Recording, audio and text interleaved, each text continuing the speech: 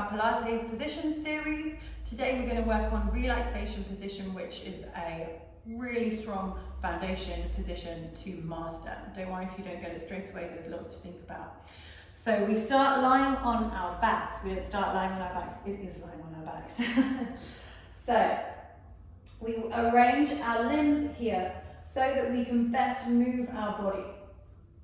We're going to make sure that we start with our feet. So our feet are really strong into our mat, into whatever we're lying down on. We can feel the big toes, the little toes and the heels making a triangle. Where we place the feet is about our foot size away from our bodies. So it's going to be different for everybody. We don't want to be scrunched up in our hips, and we don't want to be too open, making it difficult to move our hips from there, or to move our legs in our hip sockets. So about our foot size away. We place those feet hip distance apart, and that's a really difficult one to get sometimes. So not the outside of our hips, but our hip bones. We're thinking about tracking a line down the center of our thighs, up over our knees, down the middle of our shins, along the tops of our feet, and we'll find our third toe. Hopefully that will help you visualize. Another thing is to think of two fists in between your knees or in between your feet. Your hairstyle is going to make a difference as to how you lie down, and mine is not helping. You either need a high or low, not somewhere in between. Anyway, that's just an aside.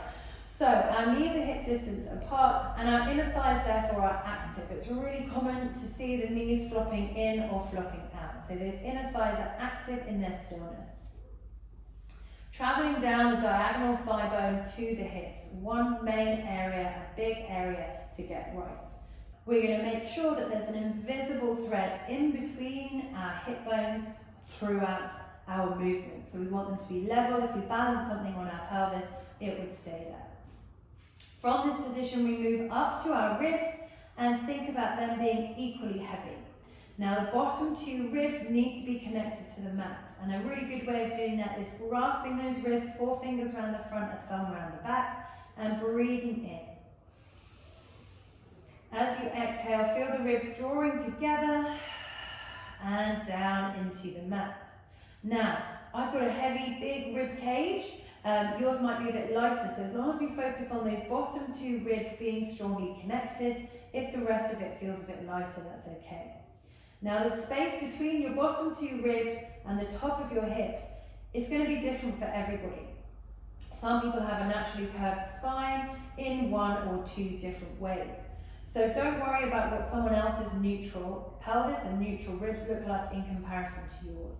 It's all about your spine, and you will find it. The more you practice Pilates, you'll find, oh, that didn't feel right when I was lifting my legs or when I was curling up. I need to be heavier into my ribs or heavier into my hips.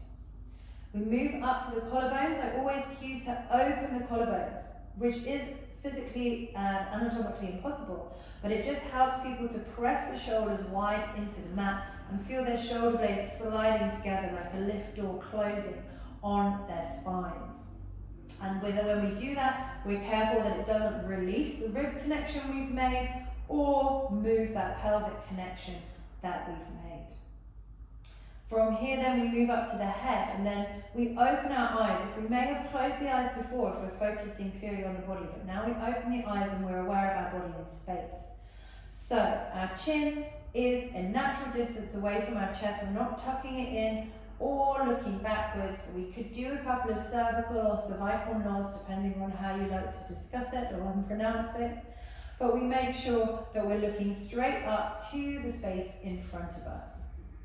From here we're ready to move, and as I said, it's quite a lot of effort to hold this position, and we don't hold it that often. We settle ourselves into it and we move from it.